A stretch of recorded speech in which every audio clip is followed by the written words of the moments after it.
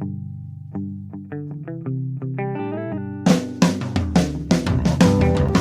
only real God is the one that you believe in. Start looking for the God in others. And if you find you're tuning into a wave, well then I don't know much about the insane.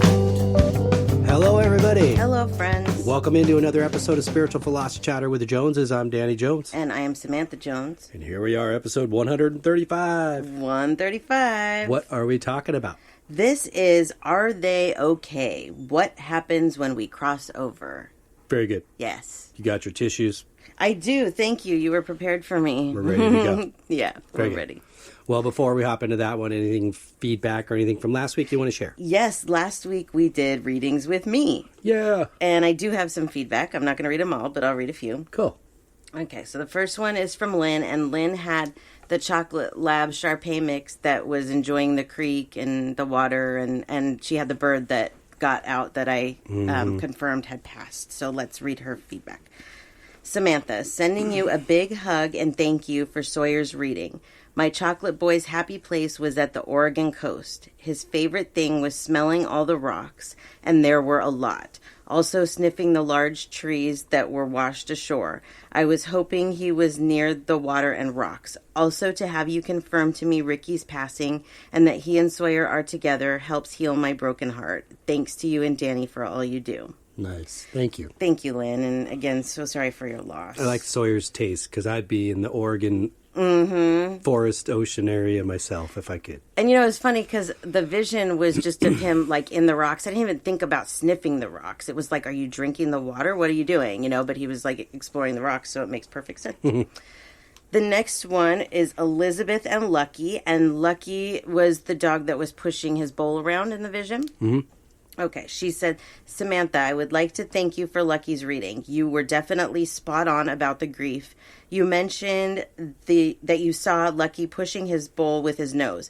He would always go up to his bowl before his meal and push at it with his nose before eating.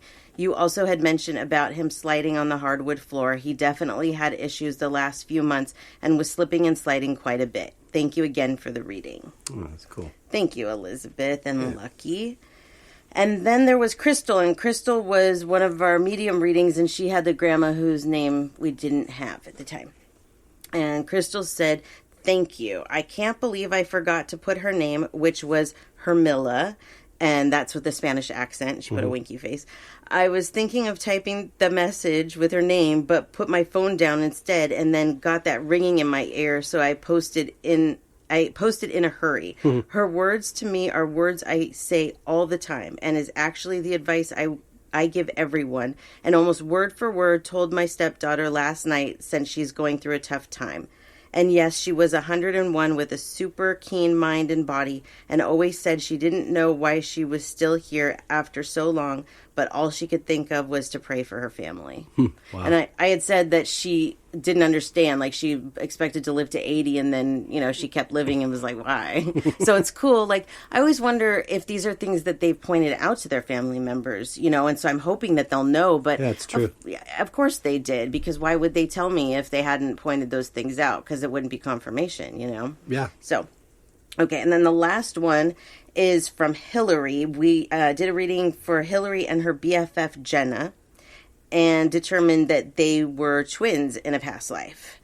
And so she said, my friend and I are so thankful you made it to us on the podcast. So many validations for both of us. I've thought for years we were sisters in a past life, and when you brought that up, it was so validating.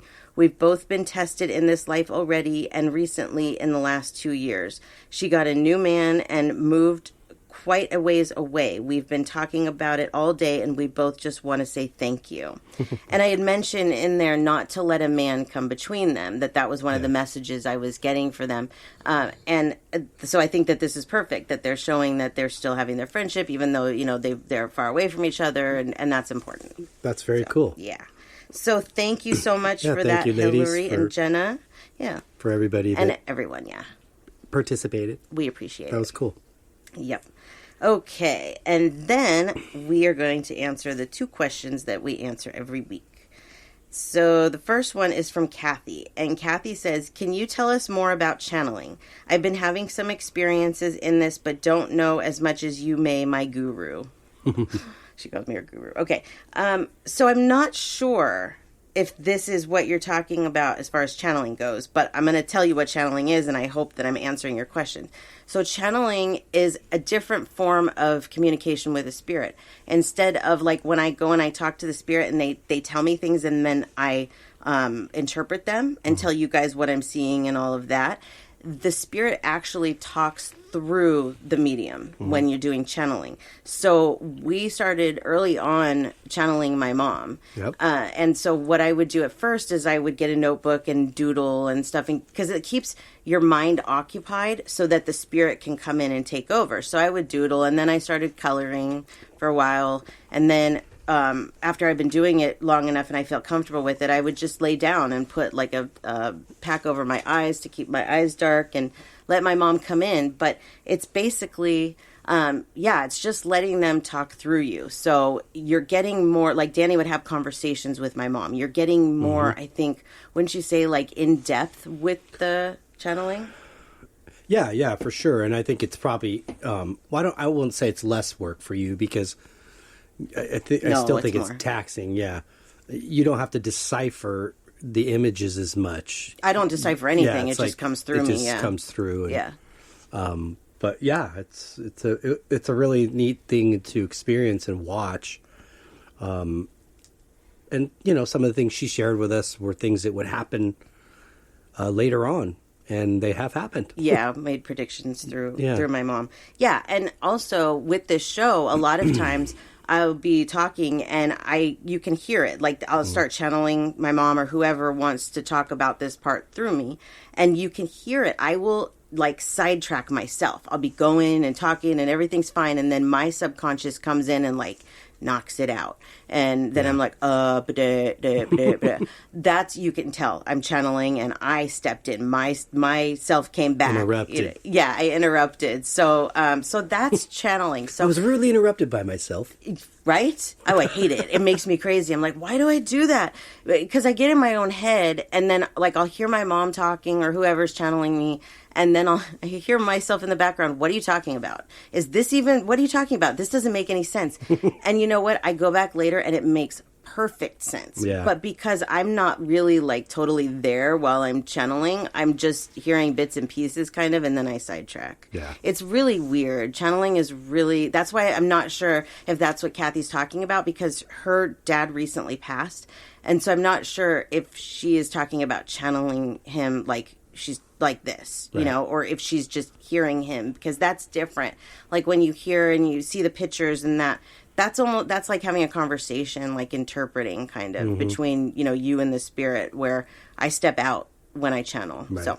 So I hope that answers your question, Kathy. And if it doesn't, then, let me know and we'll answer whatever we were supposed to answer. But thanks for asking. Yes. I love the question either way. Yeah, it was great. And then the next question is from Sash. I like your name. Yeah. Or Sash. I'm not sure how you pronounce it. But either way, it's S-A-S-H. Okay, and she asks, how do you know you are spiritually awakened? And that's a good question. I think it's different for everybody. I don't think that you can set like rules or, guidelines to when you're woke, so to speak. I think one of the biggest parts of being enlightened is letting go of the things that you were taught and teaching yourself, learning everything all over again, starting over, because you start to see that things don't make sense when you go through the spiritual awakening, like things that you were taught. You're like, this doesn't make any sense, So you have to let it go. If you're adamant on hanging on to it, like hell, for example, if you are stuck on the fact that there is a hell and you're not willing to let go of that, then you probably won't be able to progress as far with your spiritual awakening. Letting go of that and just not saying there isn't a hell, but saying, I'm going to decide for myself whether there is or not. And then finding the answers to those questions. Yeah. I think is the biggest, for me at least, the biggest part of the spiritual awakening. Undoing the damage that was done. Yeah, I agree. I think early on, in my 20s, I was seeking some sort of awakening. I don't know if it was an awakening. I was seeking the truth about, us, me. Yeah. Where did we come from, and what is all this? Yeah. And I think I found certain moments and experiences that were small awakenings. Yeah, me too. And I'm talking about like churches and organizations, like things like that. But I left that and I didn't go down that path. Then when meeting you and experiencing this situation, it's like the same thing, but it was brought in a different way. Yeah. Because I think they knew I was maybe rubbed wrong. Yeah. By the other ways. Yeah. And they didn't want me to lose faith in the truth. Right. So this way really made it incredible. Yeah. In a lot of ways. I mean, yeah, there was an immediate sort of awe when I realized, holy shit, she's not kidding. She really can do this, Yeah. But it involved exactly what you said just now, and that was it involved the deconstruction of my beliefs and thoughts prior to. Mm-hmm. And then I had to reconstruct. Well, I'm in the process of reconstructing. Yeah. That could be a lifelong process for me. Yeah. But like you said, in this process, I've learned that I wish to be different than I was before. Yes. And it's never too late to start over. That's exactly right. So, and you shouldn't be defined by mistakes you've made in the past. As you said, you should define it by what you seek to get out of this. Your goal. Like, this has also brought me to a place where I'm pretty convinced that there is no hell. Yeah. And so that makes it a lot easier because you feel like, no, this isn't licensed to go out now and cause havoc. Right. It's actually a reason to want to live better. Yeah, absolutely. Let me read you a few things too that might help you know if you're more like closer to enlightenment and the spiritual awakening is a process, like Danny was saying. So you start it, but you're not going to hit enlightenment and, that being fully awoke. It takes a while. And fully awoke, I don't know, that's tough, but still, let me read you some of these. You have an increased tendency to let things happen rather than to make them happen. Yeah. I wish I would have known that so many years ago. I think I could have spared myself so much heartache and drama if I would have just let things happen. Letting the universe steer you instead of you steer it. Frequent attacks of smiling and overwhelming episodes of appreciation. There's just this level of gratitude that it changes you. It makes you thankful for, oh my gosh, I'm thankful for the flowers and thankful for the mosquitoes even, and I hate them. But you just realize that everything works together and it all has a process, A loss of interest in conflict, loss of interest in judging others, judging yourself, and interpreting the actions of others.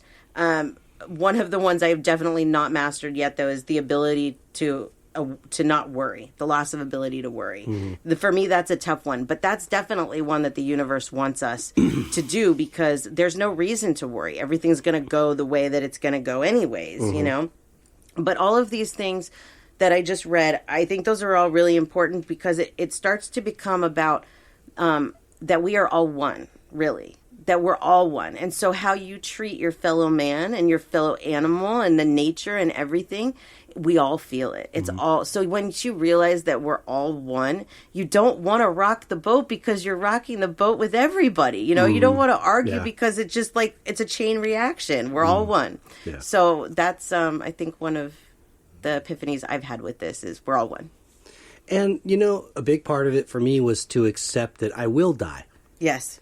I will die one day. Everybody does. Every living thing does. It's a rite of passage. Yes, it's scary, the unknown of what happens after. And that's why we're going to talk about today. But once my beliefs in this awakening started happening, that fear has diminished quite substantially. Yeah. That I don't have this fear of that. Yeah, me too. Mainly because of what I really feel and have read and researched and tried to find the truth in, and is what does happen. Yeah, that's definitely a big part of the spiritual awakening too. We've done a couple episodes on spiritual awakenings, and so I would refer to those too, because those have some good information in those. So, but I hope that answered your question for you, Sash. Thanks, Sash. Sash. Yeah, sorry about that. Okay, so then let's do this reading real quick, because we definitely have a lot to talk about in this episode. Do it. But I do a reading every week, so let's do it. This is for Kirsty, and she said, "This is my doggo, Holly. I've been thinking about getting another dog for a while now, but I'm not sure if she would like that and prefers to be an only dog. She's 9, so she's getting older. All right, let's talk to your doggo, Holly." She's a black lab. We got one of those in here. That he's a good dog, but labs are intense dogs. Yeah. Okay, so let's see. Honestly, no. I really feel like she prefers her life the way it is. This is what she knows. She is getting older. She definitely does not want a puppy or a dog that would like make her not be able to have her naps or make her roughhouse, those types of things. She's not interested in any of that, she tells me. She prefers to be an only dog because then there's the more interaction with you. And it's okay when you go away and you have to leave her at home for a while. You know, you go to work or whatever it is. She's okay with that. It's a bond that you two have that I think she would prefer to just keep it that way, if that's okay with you. Yeah, that makes her happy. Let me tell you a few things about her real quick. At least she was honest. She was very honest. There was not a second that she was, she answered immediately. Okay, so let's see what else I can tell you about her real quick.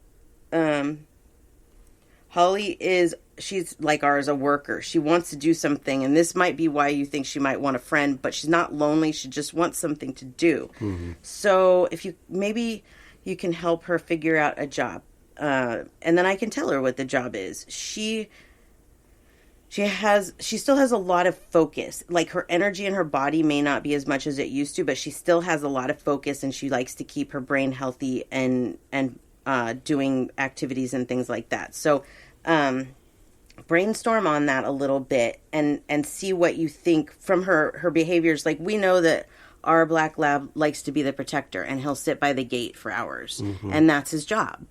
And so if she had something to do like that, I think that she would be a little less like you might feel like she needs a friend when she's alone. But I think it's just that she wants something to do. Right. She just needs a hobby. Yeah, they're workers. Yeah. They need that. Oh, yeah.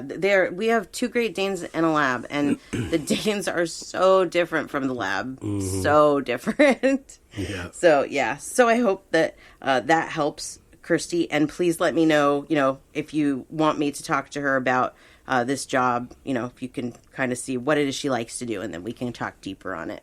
Good idea. Yeah. So, one more thing.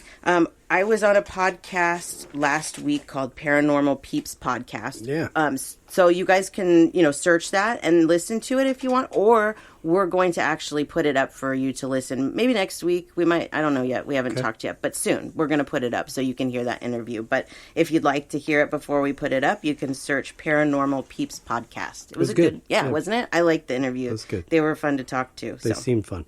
Yeah. Okay. Cool. There we go, because I want to get into those. All right, well, let's do it. Episode 135, Are They Okay? And what happens after we go to the other side?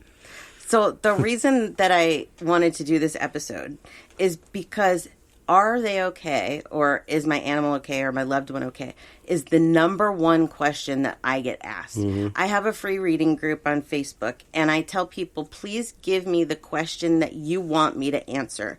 And so many times they say, are they okay? And I would love to just have a place where I could say, here, listen to this, or read this, because they are all okay. Yeah. That's the short answer to that question, but we're going to give you the long answer to that question and answer some listeners' questions about exactly how this process works, because of course death is so mysterious, you know? And I think that that's a very good reason why that is the most asked question. And that is because I honestly believe that death is the topic that is thought about the most amongst us and spoken about the least. Probably, yeah. Yeah, absolutely. It's censored a lot too. You know, like we're not allowed to talk about it because, you know, it's bad. But it's not bad. It's just that it's misunderstood. Death and dying is a process, and it's a cycle. It really is a cycle. Like everything is born and everything dies, and then everything is born again and everything dies again. It's a constant cycle. So let's get into it a little bit more. This is not a research episode. This is an episode where we're going to talk about what we've learned talking to spirits, what we feel, and is a complete opinion episode. None of this is fact. This is just what the spirits have told us and what we believe to be true and what we hope to be true. And I would probably stake my life on most of this, just so you know. So, and this is a good spot, I think, to say a lot of, for me, the Dolores Cannon books have been really helpful in the 5 Lives Remembered and Between Death and Life, because there isn't, for me, any proof out there in the world of what the truth is. Right. There isn't.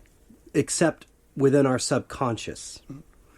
And if you can tap into the subconscious, then I believe you can get a lot of answers, because not only are you tapping into the subconscious, but you're tapping into the innate ability amongst us all to communicate with the other side. Yes.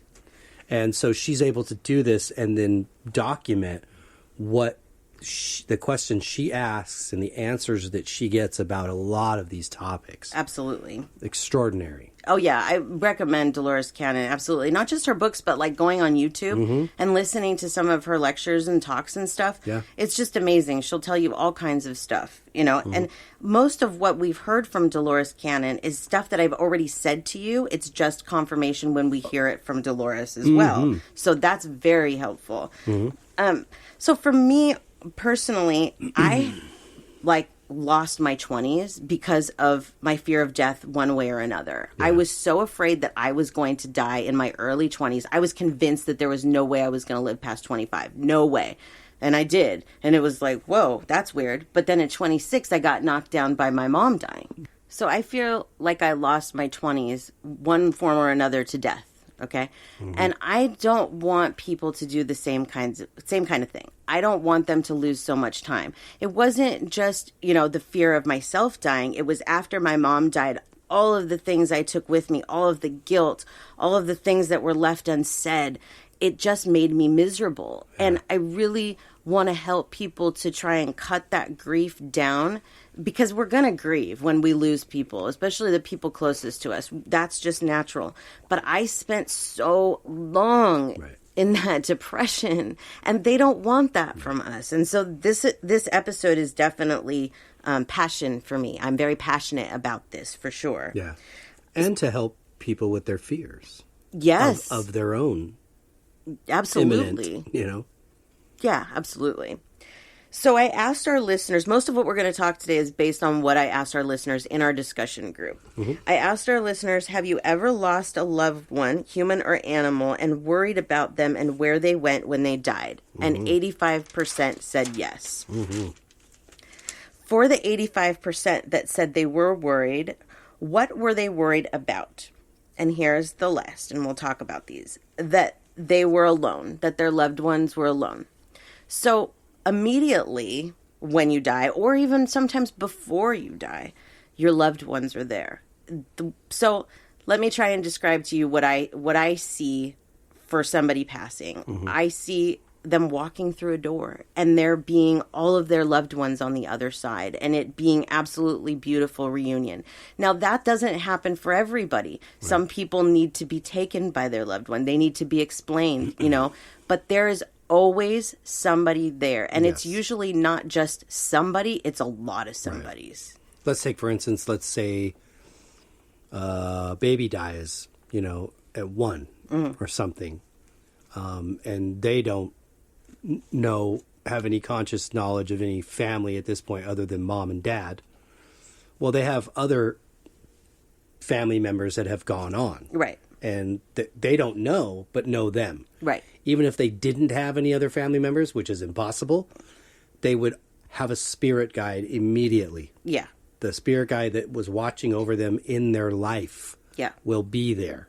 Absolutely. Yeah. Nobody's ever, ever, ever alone. No. You know, I talk to people and like spirits will come through when I do readings and I'll describe the spirit and they'll be like, I don't know. I don't have any family on the other side. No, you do. Yeah. You may not have your mom or your dad or siblings, but you have friends. You have probably grandparents, great-grandparents, and even the ones that you maybe weren't talking to. Like I'll get a lot of times, well, my mom's dead, but we didn't get along. It doesn't Not matter. anymore. Yeah, it doesn't matter. And we'll get into that too. But yeah, there is always, always, always somebody there for the animals too. You know, we're all soul family. When, you know, it's like all of our dogs here, when they pass, you know, my mom will probably be there for them or whatever. And you know, that's just what our loved ones do for us. They bring our animals in and they take care of them. So nothing is ever alone. I promise you that. No. Yeah. Okay, so then another worry that they had was that their loved one that had passed was worried about the loved ones left behind. This was something that I worried about a lot when I thought about my own death. I thought, what's going to happen to the people left behind, to my animals? What if, you know, you and I die together and then, you know, you go through all of these crazy things in your mind, okay? But one of the things that happens when you get there is all of that goes away. You see the bigger picture of things. You see why everything happens for a reason. And even though, honestly, even for me, I can't comprehend how you can get to the other side and not worry, that's exactly what happens. Like, my mom was so worried about what was going to happen to her dogs if she died. But when she died, that wasn't a concern anymore. No. She arranged for them to be taken care of, for me to find homes for them. So they work on these things with us. So they are not worried about the ones that are left behind. Worry is not a term really in their vocabulary, and they don't want it to be one in ours either. Yeah, I don't think there's one spirit that, or energy that crosses over that immediately says, I want to go back. No. It's so amazing and wonderful that the last thing, it's not that they don't love you. Yeah. Okay?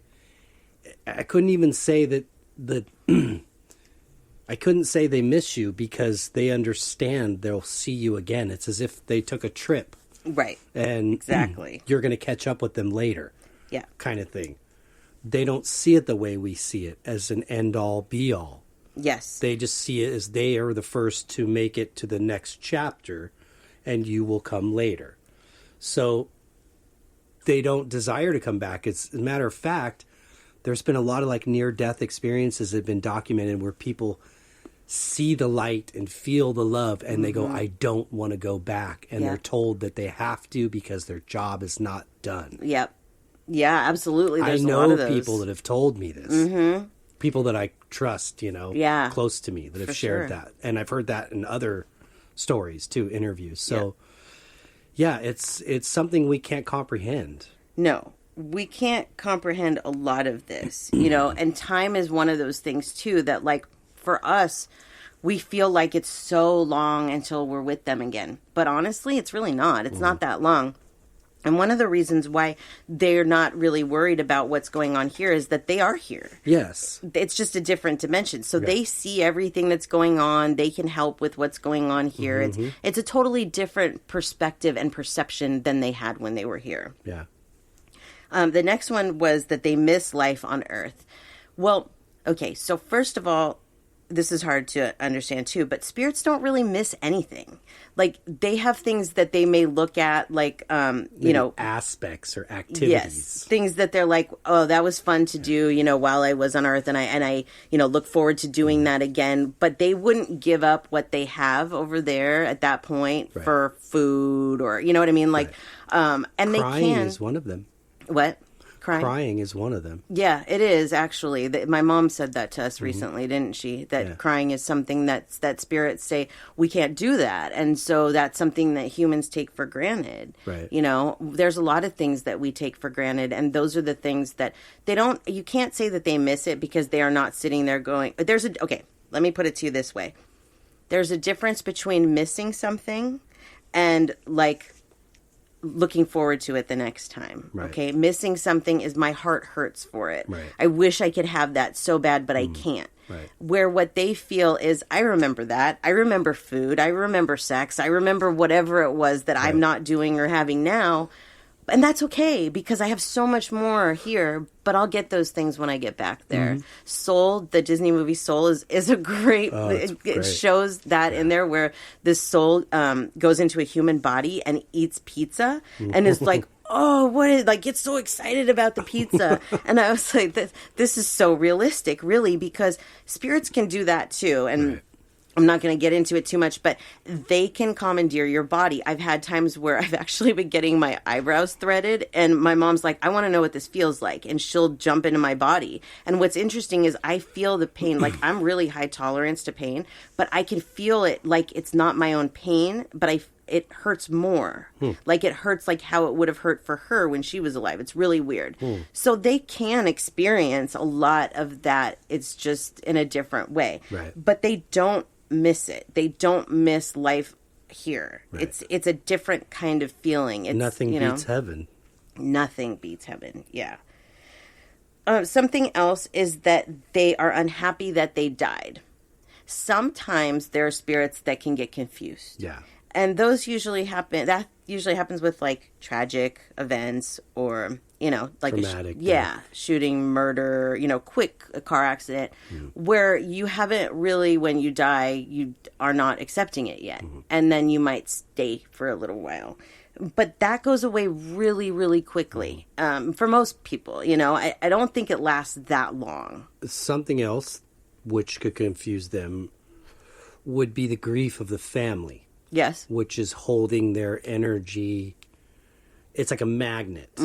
So that grief is holding that energy here and not allowing it to cross completely. Right. So, meaning grief, and that probably means acceptance too, you know, like really accepting that someone has passed. You know, like for you remember you saying that just someone tell me that that's not my mom in that casket. Yeah. Like, this is a joke. It's a joke, yeah. It's not real. It's a bad dream. Yeah. We can freak ourselves out and do weird things in our mind. You know, in this. So that is another reason that someone can kind of be straggling behind, if you will. Yes, but I do want to point out that normal grief won't do that. No. Because everybody grieves. Right. So what he's talking about is like a collective, like a mass shooting, and everybody's mourning, and this is a heavy, heavy energy. Right. And can those spirits, you know, not be sucked down by it, is that kind of thing. Right. But for the most part, most spirits go to heaven right away. There is no anything. There's no unhappiness that they have died. There's no anything like that. Those are all human feelings, you know, unhappy, jealous, regretful. Those are all human behaviors and thoughts, where the spirits on the other side, when you get there, you see things so clearly. Everything just makes sense. And so you don't have these fears and worries and anything. You know that your loved one that's there is doing what they're supposed to be doing or whatever, you know? And it just, it's not what people think, for sure. But again, you're not sitting there wandering a strange dimension alone, confused about what happened. Even if it was traumatic or sudden or whatever the deal is, the guide or whoever's with you, they, them, you know, are going to share with you what happened. And it will become clear to you. You'll remember as they're sharing with you. But this is to help you also digest and process that type of situation if that did occur. Right. To help that kind of acceptance happen a little quicker, and then you move to where you're supposed to go in heaven. Yeah, absolutely. And you're never alone at that point either. Like, if, like, let's say that you do kind of stay earthbound for a little while, whatever the reason, there's always somebody with you. So you're not alone there either. So just know that if for some strange reason that your loved ones are earthbound for a little bit of time, that they're still taken care of, and they're honestly still happier than they were when they were here. It's like a weird kind of, like, you just can't be upset in heaven. It's just not how it works. Yeah, you know? I think so. Okay, so 2 more on this list. The next one is that I let them down. Well, this is a big topic because everybody has their own insecurities, but I can tell you that the spirits on the other side look at us as nothing but love. There is nothing that we can do to let them down. I play those games in my head all the time. My mom saw me do this, or, Yeah. my grandparents saw me do that. The only spirit that's going to judge you for what you did is you. Yeah.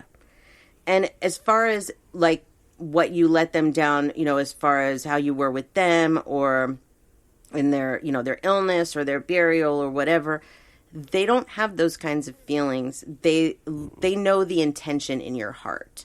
They know what you were feeling and what you wanted. And you know what? Even in bad situations where, you may not be close to a family member and they die and then, you feel like you let them down there, they still understand how you're feeling now. Yeah. And they don't hold anything against you at all. So you didn't let anybody down. So and just know that. I think that once you're in spirit form, you can look more objectively, or however you want to say it, at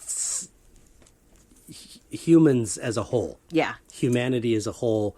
You understand how valuable they are. Absolutely. We are. So you're looking at your partners, in people you love that you've left behind.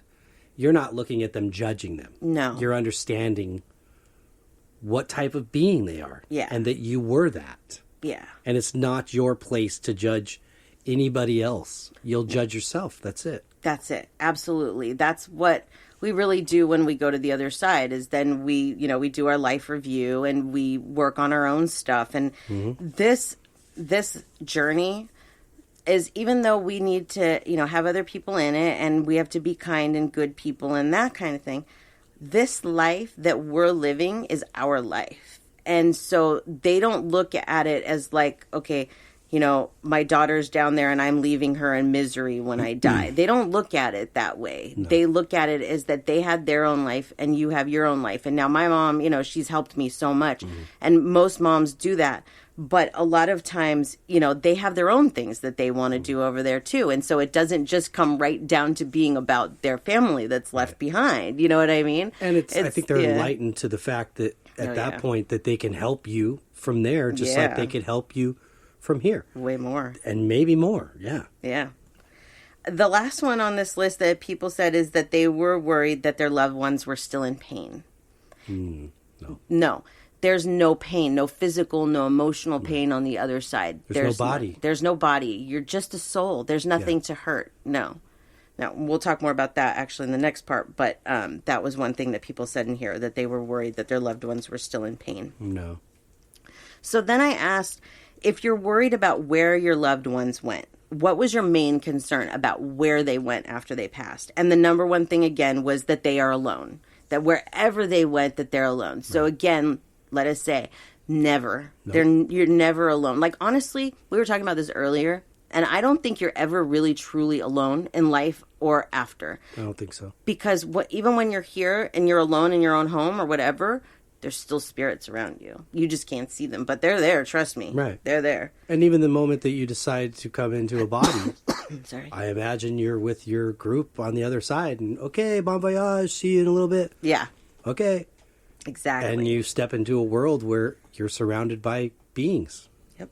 Never alone. The next one is that it's lights out. And you know what? I used to worry about this off and on too. I think everybody probably does. Even like really religious people that are set like on the fact that there is something, probably every once in a while wonder, is it lights out? There is way too much proof that it is not lights out. I've never felt that way. I don't think I've ever really felt that way, but I've wondered, am I not now, not since the spiritual awakening, but before, am I holding on to the hope that my mom is still alive in another life, on the other side or whatever? Am I grasping onto this? Is it really that there's just nothing? But you know what? This is probably that it's not lights out. If there was anything in this episode that I can tell you I feel is 100% fact and I would stake my life on it, it's that. Yeah. There's no possible way that that it's lights out. None. Absolutely not. It would make no sense. My life would make no sense. Right. My job would make no sense. Well, it couldn't be, because if we're energy, then we can't die. Just like we can harness electricity, right? Yeah. Whenever we need to. But when we're not harnessing it, does that mean it's not there? Right. No. Yeah. Yep. It's there. It's always there. Energy doesn't die. It won't die. Nope. Yep.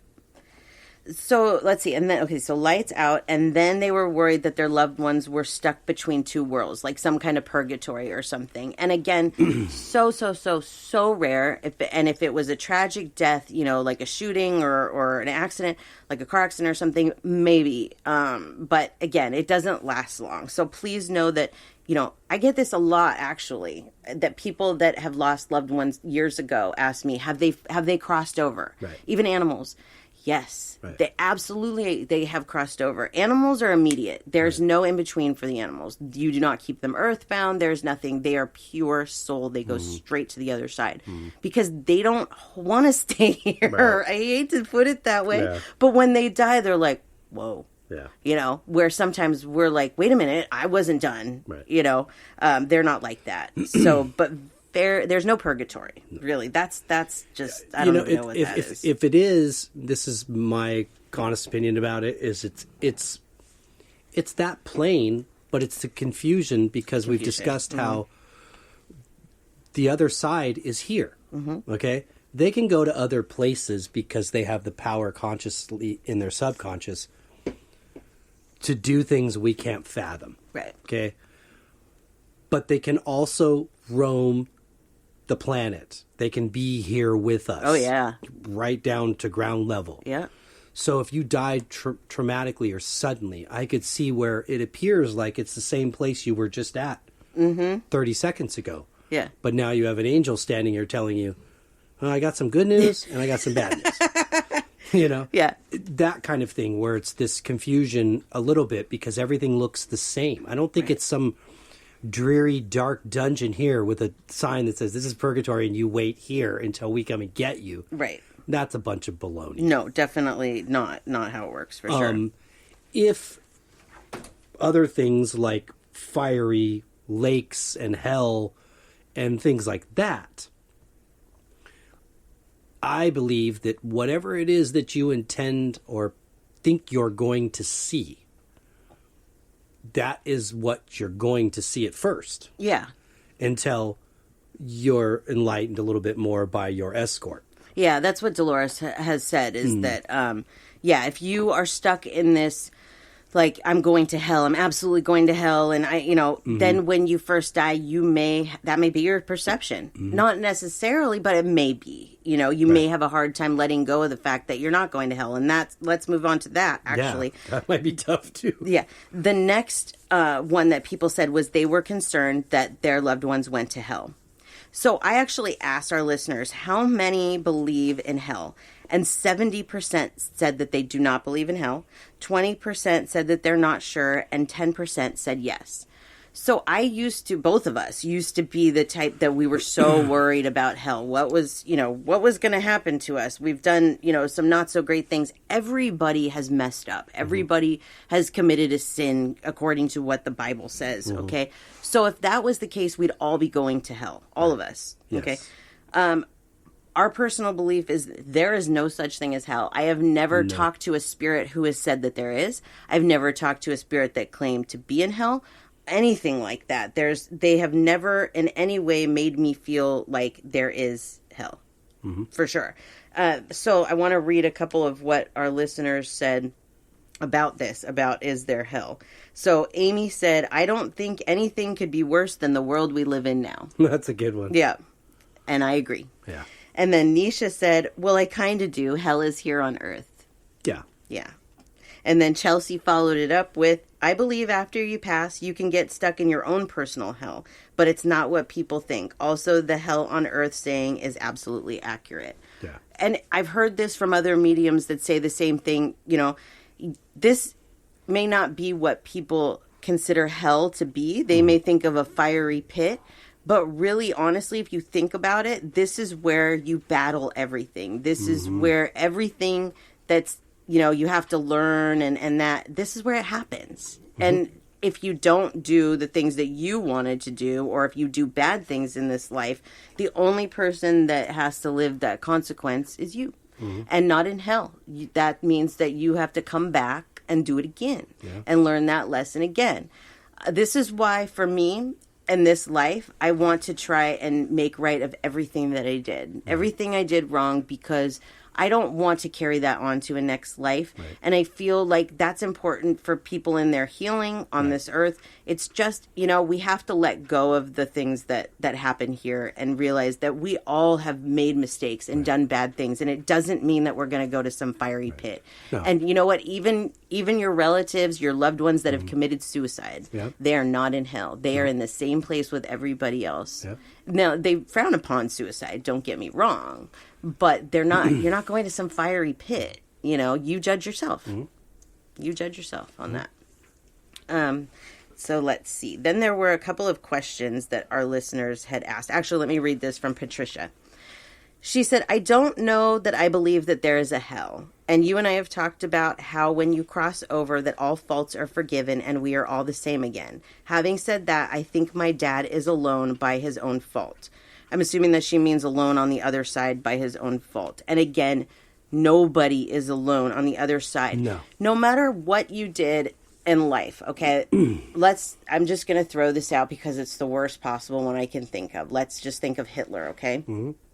That life was just one of his lives, okay? So if you were to die and go to the other side and they say to you, well, all of these other lives, you learned lessons, you did really well, but you messed up in this one. So guess what? Your soul is going to hell for eternity. That doesn't make sense. No. Or you're cast to be alone forever. No. When you get back there, from what I understand, and I think Dolores said this too, is that when you reacquaint with your loved ones, at first you see them the way that they were here. And then what happens is it starts to evolve, and you see them as how they played in your other lives and what your other lives were about and who you were in your other lives.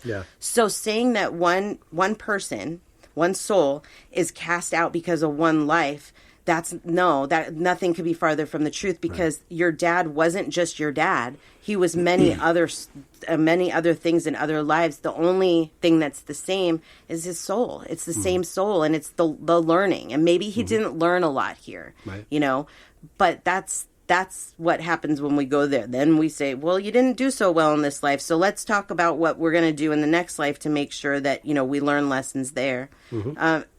They really, nobody's ever alone. No, Hitler's a great example, too, because that was something I asked when we started learning about the channeling. I kind of wanted to ask some deeper things that seemed to be like conspiracy or mysteries, and some of it was about pyramids. I asked about Hitler and maybe some other things I don't remember right now, but no, I mean, your mom straight out said, no, he's here. Yeah. And actually, he hasn't been here as long as you guys think he's been here. Yeah. That was like flooring to me. Yeah. And then kind of learning about how, and we'll do this in another episode too, but just about when you come back to heaven and you enter the different levels. Yeah. And Dolores had a good analogy and picture it as an upside down pyramid, except the base of the pyramid, which is now at the top, is infinite. And you come in at the point. Yeah. Yeah, exactly. There's all these different planes, but everybody exists together. So there are spirits that have had trouble in life, and they'll have to do multiple lives to work that karma out and learn the lessons that we all have to do. Right. Because we're all living lives to learn these lessons. Yes. But we're amongst each other there. Yeah. People aren't cast into a place like hell or whatever, but they might take certain spirits and say, okay, they don't go consciously beyond or up another level until they've gone in and lived this life and learned this lesson. Yeah. There's no bullying over there. There's no hard feelings. There's no anything like that. So those are all things that we need to let go of too. I wanted to read what Susan said. She says, I worry if my mom was trapped at my brother's after she passed. His negative energy has to be so incredibly heavy. Even my dad, did he linger at the hospital or did he follow us? Honestly, after he died, weird things happened. We just blamed Dad as haunting us. He would have found that funny. Mm-hmm. So we've talked about this a little bit in past episodes about how an energy does not stay somewhere. So, like, okay, what's a good example? Like when we went to the mental hospital a couple of weeks ago, the people that pass there, the bad things that happen there, they're not stuck there. No. They're not. They may come there and talk to a medium or come there and, play some jokes on the kids that go to school there or whatever.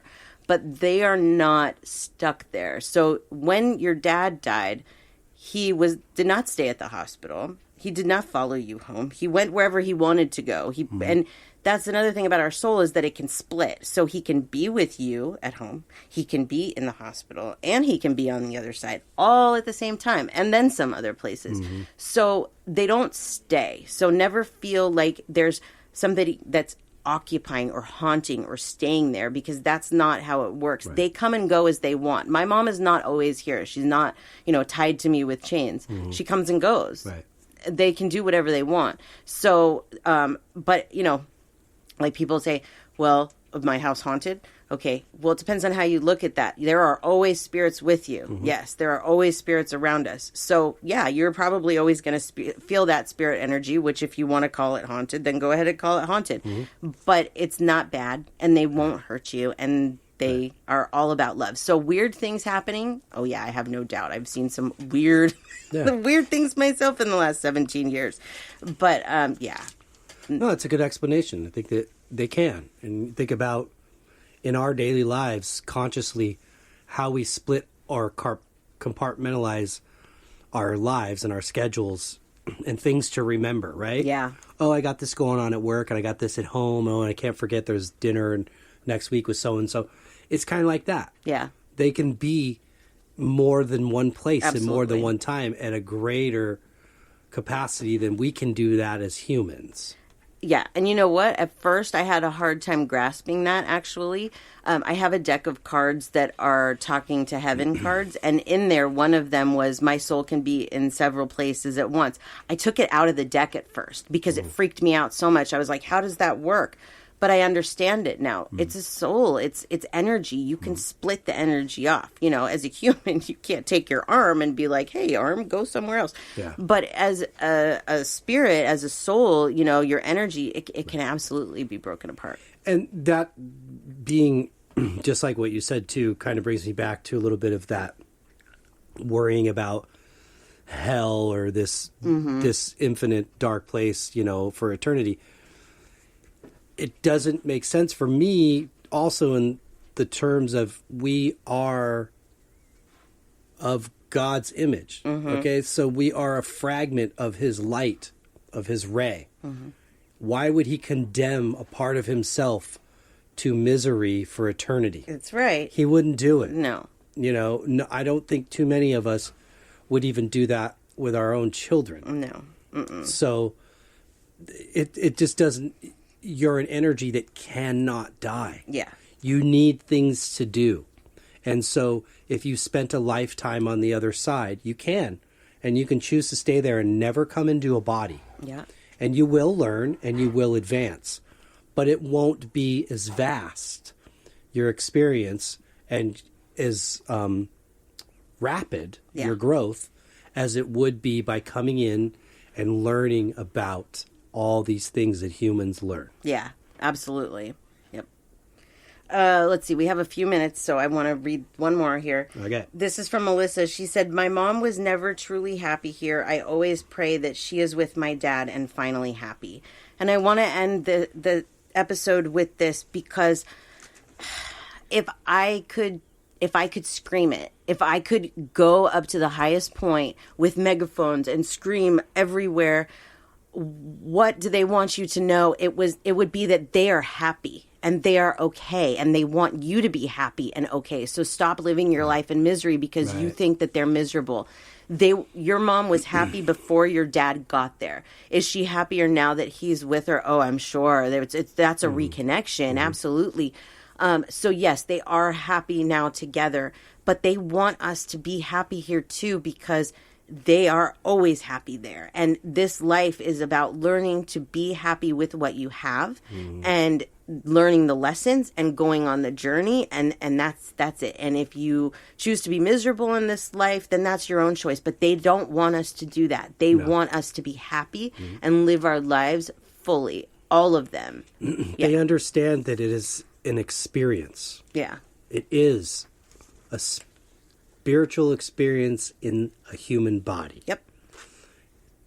All the way down to all the ice cream you can eat and a tummy ache to crying your eyes out when you lose a puppy or a loved one or laughing hysterically with your best friend until you pee your pants. These are things that they can't experience when they're not in a body. Right. So once they cross over, trust me, they're okay. Yeah. They, if anything, completely understand more so than ever what a gift it is to be in a body. Absolutely. And they just want us to experience it to the fullest. Yes, life is a gift. And don't worry about the other side, because this is the hell. This is the school. This is the tough part. But it comes with so much gratitude that we don't really understand it until we do get to the other side. Absolutely. We've been so tarnished in what we've been taught since we were young about death, and that it's horrible and it's bad. And, we see the grief of the people that are left behind, and, but it's really not what we've been taught at all. I don't want to die. I'm not done here. I have a lot that I still want to accomplish. But when my time comes, I'm not going to be as scared as I would have been, because I know that I'm going to a beautiful place and I'm going to reconnect. And sometimes I say to my mom, I'm like, wow, I can't wait till the day that we're like actually reconnected again. And then I'm like, no, wait, I can wait. 'Cause, But at the same time, it's like, oh, that you long for that. And what's it going to be like, So when you think about death and when you think about your loved ones on the other side, animals too, try and think of it. It's hard to think of it as a positive, but try and think of it as they are beautiful and they are with us all the time and they're helping us. And one day we will be with them again. Mm-hmm. But right now we have to finish our journey here, and they want us to make the most of our journey while we are here. Because if we just sit in the trap of grief, we don't learn. And then we go there and we're like, oh, shit. I didn't learn. I was so busy in my own head, I didn't learn, and now I got to go back and do it all over again without the knowledge of what's going on. So, I know that this is probably a lot of information, and it's hard for some people to grasp, and it's easy for me because of my job, and I get that, and so I know that this is something that people have a hard time with. And so anybody that feels like they need to talk about this, please feel free to reach out to me, because really this is my life's goal, is to make sure that people live a more full life, that their animals are happier, and that they don't fear death. I agree, really. So now I'm tired, but that was a good episode, I think. That was killer. I love talking about it, even though it's I don't know, it's not sad to me. Losing somebody is really hard. Losing an animal is really hard. But at the same time, they're on the other side and they're happy. Yep. And they're and if you don't know, you're going to find out. Yep. Especially for the people that do believe it's lights out. I can only imagine the surprise. Oh, me too. Yeah, me too. I want to see some of those when I get there. Can you turn the light out? Yeah. I'm ready to go and rest for eternity. Yeah. And they're like, no, sorry, the work's just begun. Yeah. You're like, God dang it. Yeah. I really, that'll be like one of my things on the other side. I'll be like, are we going to go get somebody that believes it's lights out? Let me go. Because I want to see what the expression on their face when their soul face. But yeah. Anyways. That's cool. Yeah. That's funny. Well, that was good. Thank you. Yeah. Very cool. And I was fine till the end, and then I used the tissues that you brought for me. Good job. Well, before we say goodbye to everybody, you want to share your information? Yes, you can find me on my website, SamanthaJonesPsychicMedium.com. You can schedule an appointment there. You can even find our podcast there, or you can find our podcast on social media at Spiritual Joneses, or you can email us, spiritualjoneses@gmail.com. Yeah. Send us your show ideas, your whatever. Just send it. We love it. Yes, please. And you. Yes, for my art, djonesartcollection.com for the web, at djonesartcollection for Instagram and Facebook. And for the music, I won't say much right now other than we got some things happening.